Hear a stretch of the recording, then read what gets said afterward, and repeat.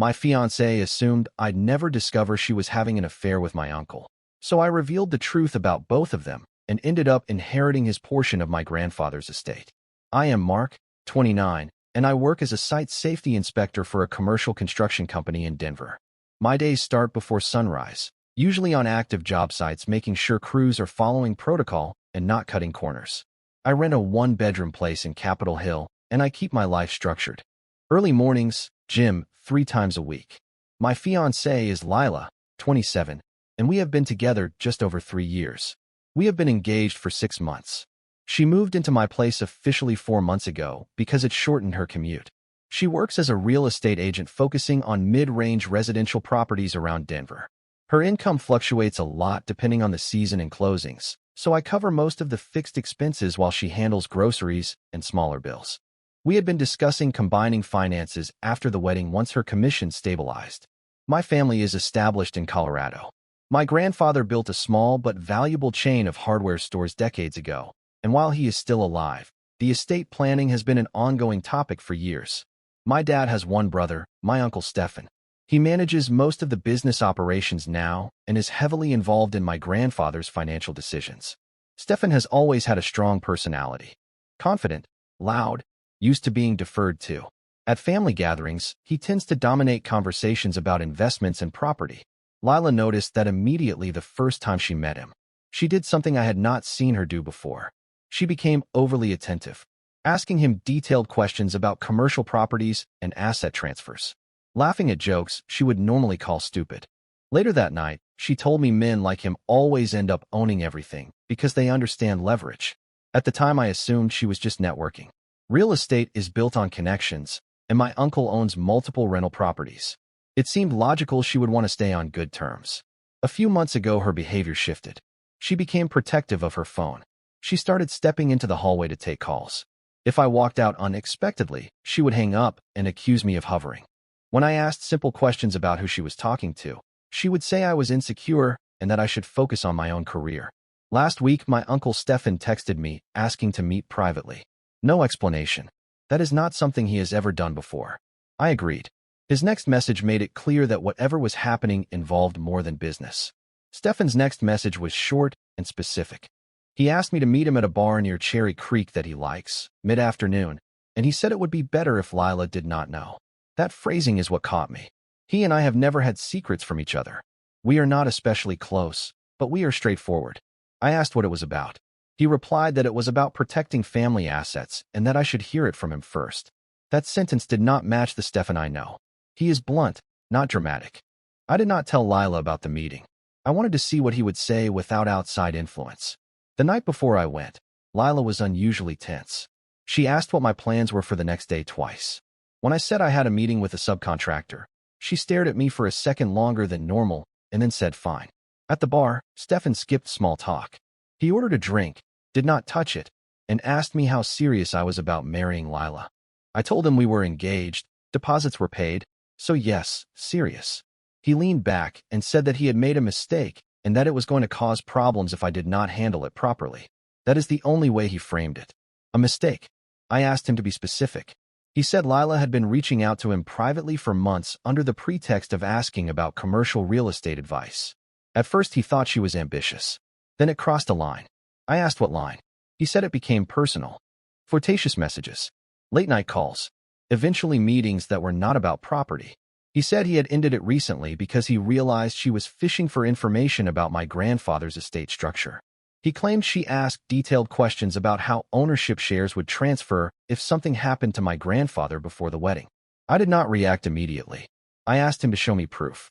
He hesitated, but then handed over his phone. There were messages. Screenshots.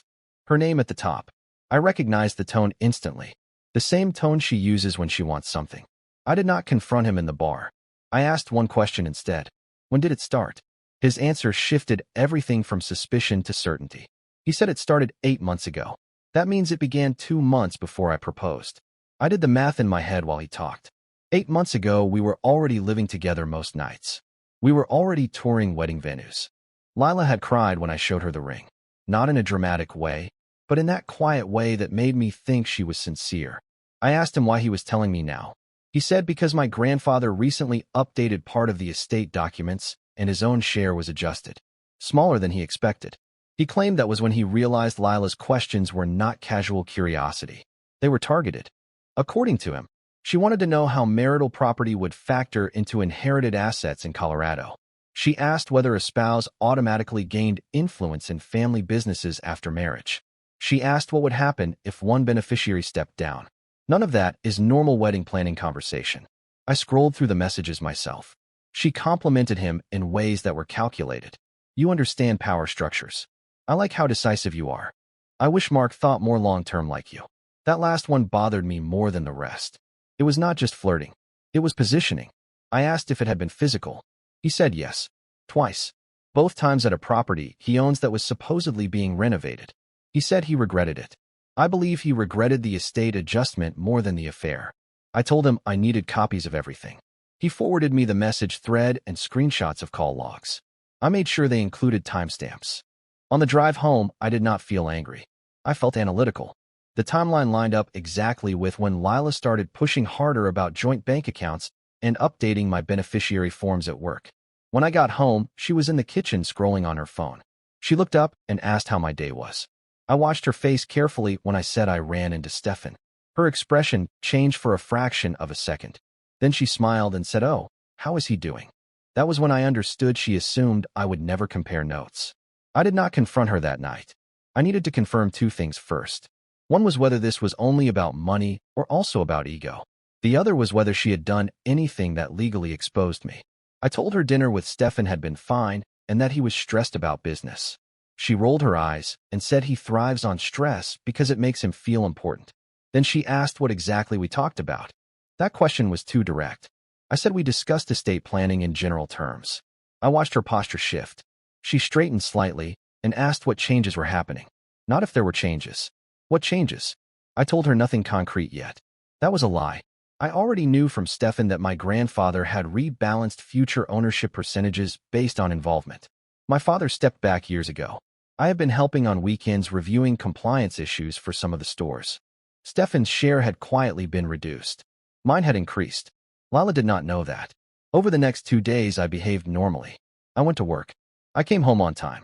I even asked about her current listings. Meanwhile, I contacted a lawyer I trust through a colleague. I did not give names. I asked general questions about what happens if a fiancé tries to access financial information under false pretenses. The lawyer said as long as no joint accounts were opened and no documents were signed, I was clean. We had not merged anything yet. That decision now looked fortunate. On the third night, I asked Lila directly why she had been calling my uncle. I kept my tone neutral. She did not hesitate. She said networking. That I should be grateful she was building relationships that could benefit both of us. She added that I sometimes lack ambition. That is her default tactic. Turn criticism into a character flaw on my part. I asked if it ever became personal. She laughed. Not nervous. Dismissive. She said I was being dramatic and insecure.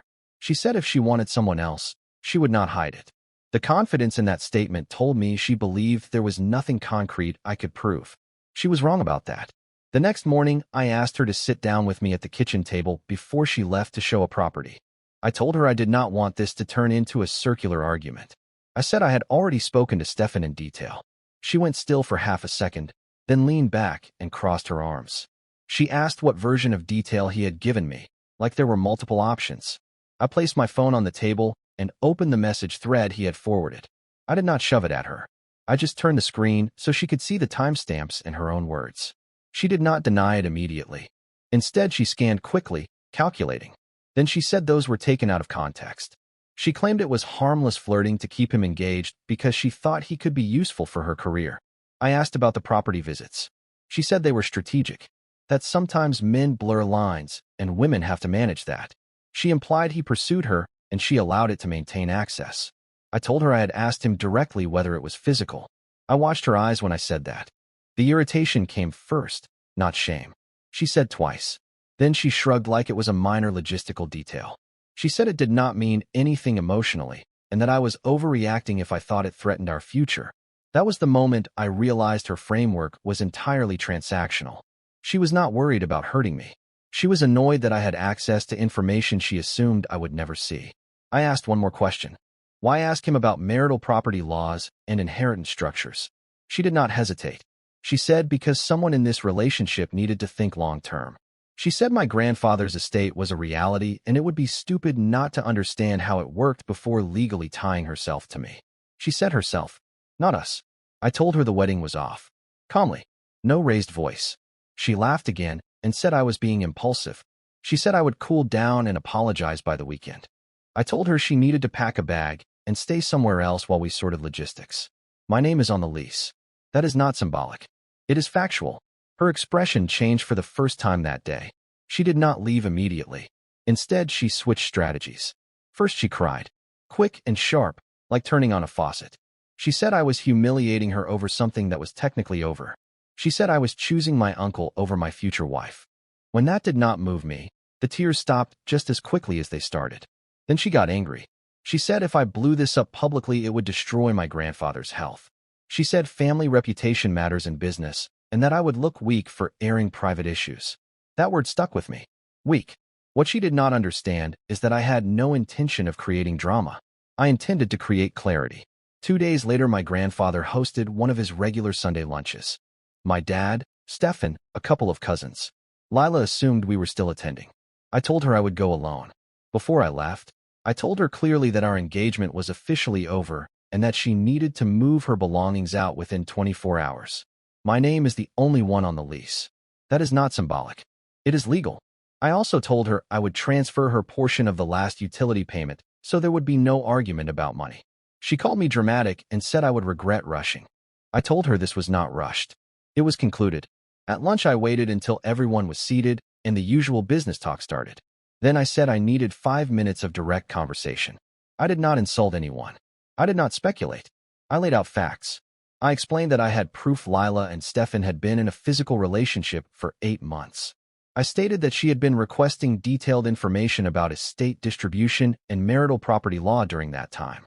I passed my phone across the table and let my grandfather scroll himself. There was no shouting from me. I kept my voice steady. I made it clear I had already ended the engagement and that my purpose was transparency, not revenge. Stefan tried to interrupt at first. He said it was complicated. I told him there was nothing complicated about timestamps. My grandfather read silently for a long time. When he finally looked up, he did not look at me. He looked at Stefan. My grandfather has always been measured. He does not react quickly, and he does not raise his voice unless something is final. He asked Stefan one question. Is this accurate?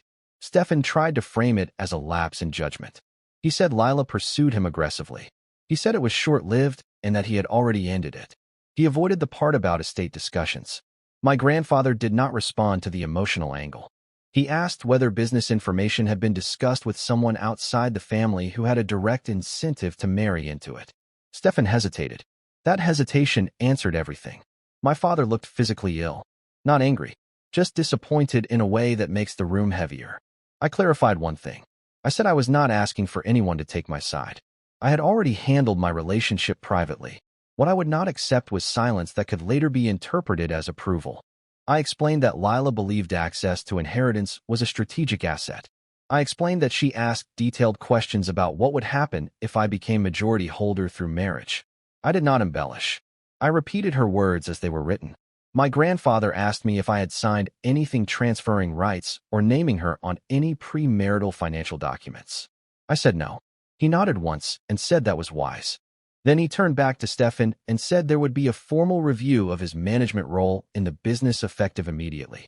Not because of morality, but because judgment like that creates risk. There was no shouting, no dramatic scene, just administrative consequences. When I left lunch, I had 3 missed calls from Lila. When I got home, half her closet was empty and several boxes were stacked by the door. She had clearly started packing after I left. She looked at me and asked what I had done. I told her I had told the truth. Nothing more. She stood in the living room with her arms crossed, like she expected negotiation. The first thing she said was that my grandfather would overreact because he is old school and dramatic about appearances. The second thing she said was that whatever Stefan told me was probably exaggerated to protect himself. I told her I had shown the actual messages, not interpretations, not summaries. Her words. She switched tone again. She said I had blindsided her by going public. She said couples work through things privately. She said I was immature for involving family in what she called a manageable mistake. I reminded her that she had involved my family the moment she pursued my uncle. That was not a private issue. That was a structural one. She asked if Stefan was losing his share. I said that was not my decision, but there would be a review. That was when her composure cracked slightly. Not over me. Over the possibility that the asset she targeted might shrink. That was enough clarity for me. I told her she had until the next evening to remove everything that belonged to her. I would be present while she packed larger items to avoid any later claims about missing property. I had already documented the apartment on video that morning. Not because I expected chaos, but because I prefer clean records. She called me paranoid. I said I was being thorough. By the following afternoon, her friends had helped move the remaining boxes. I transferred her portion of the utility refund and texted confirmation so there would be a paper trail. When the door closed behind the last box, I changed the Wi-Fi password and scheduled the building to deactivate her parking access. Again, not dramatic. Administrative. She started calling that evening. Then texting. Long messages about forgiveness and short messages accusing me of sabotaging her future. I did not respond. I blocked her number. I blocked her on every platform. Then I archived the thread and went to the gym. It was the first quiet evening in months. The next development came from my grandfather, not from her. My grandfather called me 3 days later and asked me to come by his office, not the house. That detail mattered. Business setting, not family setting. When I arrived, my father was there, and so was the family attorney. Stefan was not. My grandfather told me directly that after reviewing the messages and considering the timeline, he had decided to accelerate certain estate adjustments that were already under discussion. He said trust is part of stewardship, and Stefan had demonstrated poor judgment in both personal and business boundaries. He explained that Stefan's operational control would be reduced and that a portion of the ownership stake originally allocated to him would be reassigned over time. Not given impulsively, but structured. Then he looked at me and said I had shown restraint and transparency when it would have been easier to stay silent and protect optics. He said that matters in leadership. The attorney slid a preliminary document across the table outlining an updated distribution plan. If nothing changes, my eventual share will now include a significant portion that had previously been tied to Stefan's management role. I asked one question. Is this reactionary? My grandfather said no. He said the affair was not the sole reason. It was the final data point confirming a pattern of entitlement. I left that meeting aware that the outcome would look dramatic from the outside. It was not dramatic inside the room. It was administrative, documented, deliberate. Later that evening, one of Lila's friends messaged me from a different number. She said Lila had heard rumors that Stefan was losing influence and that I had somehow manipulated the situation. I did not respond. What Lila failed to understand is that I did not create consequences. I revealed facts. And facts, when placed in front of the right people, tend to rearrange power structures on their own. I have not spoken to her since. I do not intend to. There is one final piece to this that makes the entire situation feel almost absurd. The final piece is this. 2 weeks after everything ended, I found out through a mutual acquaintance that Lila had told people a completely different version of events. According to her, Stefan pursued her relentlessly, and she confided in him about doubts she was having about marrying into a controlling family. She framed herself as someone who got caught in a power struggle between men with money. If that were the entire story, I might have let it drift. What she did not anticipate was that Stefan, now under internal review and with his influence reduced, had no incentive to protect her narrative.